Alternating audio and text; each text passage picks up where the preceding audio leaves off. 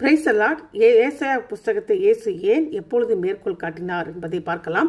வாக்குத்தத்தம் பண்ணப்பட்ட மெசியாவாக தம்முடைய அடையாளத்தை வெளிப்படுத்தவும், தீர்க்க தரிசனத்தின் நிறைவேற்றத்தை உறுதிப்படுத்தவும், தேவனுடைய சத்தியத்திற்கு ஜனங்களை மீண்டும் அழைக்கவும் இயேசு ஏசாயா புஸ்தகத்திலிருந்து 7 முறை மேற்கோள் காட்டினார்.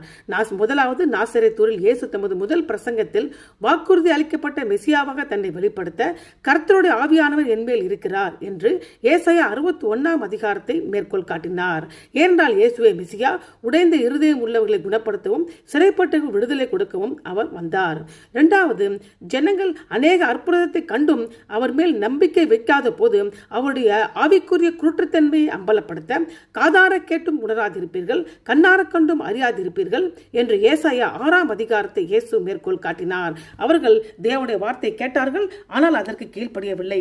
எனவே அவநம்பிக்கை இருதயத்தை கடினமாக்கிறது. தேவனுடைய குரலுக்கு நம் காதுகளை மட்டுமல்ல, நம் இருதயத்தை திறக்கும் போது உண்மையான விசுவாசம் தொடங்குகிறது.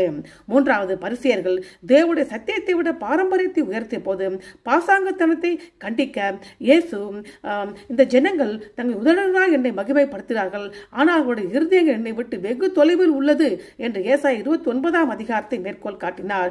தேவன் வெற்று சடங்கு அல்ல, இருதயத்தை விரும்புகிறார். நான்காவது, நம்முடைய துன்பத்தையும் தன்னுடைய பலியையும் வெளிப்படுத்த அக்கிரமக்காரன் ஒருவராக எண்ணப்பட்டார் என்று ஏசாயா 53ஆம் அதிகாரத்தை இயேசு மேற்கோள் காட்டினார்.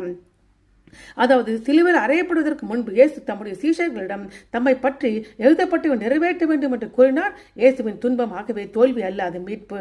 ஐந்தாவது, அவருடைய இரட்சிப்பு எல்லா ஜாதிகளும் இருக்கிறது என்பதை காட்ட, என்னுடைய வீடு எல்லா ஜனங்களுக்கும் ஜெப வீடு என்று எழுதப்பட்டிருக்கிறது இல்லையா, நீங்களோ அதை கல்லர் குகை ஆக்கினீர்கள் என்று ஏசாயா 56ஆம் அதிகாரத்தை மேற்கோள் காட்டினார். இயேசு ஆலயத்தை சுத்திகரித்துக் கொண்டிருந்த போது இதை சொன்னார். ஆகவே ஆறாவது, அவர் உலகத்தின் வெளிச்சம் என்பதை வெளிப்படுத்த இருளில் வாழ்ந்த ஜனங்கள் ஒரு பெரிய ஒளியை கண்டார்கள். மரண நிழலில் தேசத்தில் வாழ்பவர்கள் மீது ஒளி உதிர்த்தது என்று ஏசாயா 9ஆம் அதிகாரத்தை இயேசு மேற்கோள் காட்டினார். இயேசு கலிலேயாவில் தம்முடைய ஊழியத்தை தொடங்கின போது இதை சொன்னார். இயேசு எங்கு வரவேற்கப்படுகிறாரோ அங்கே இருள் அதன் சக்தியை இழக்கிறது.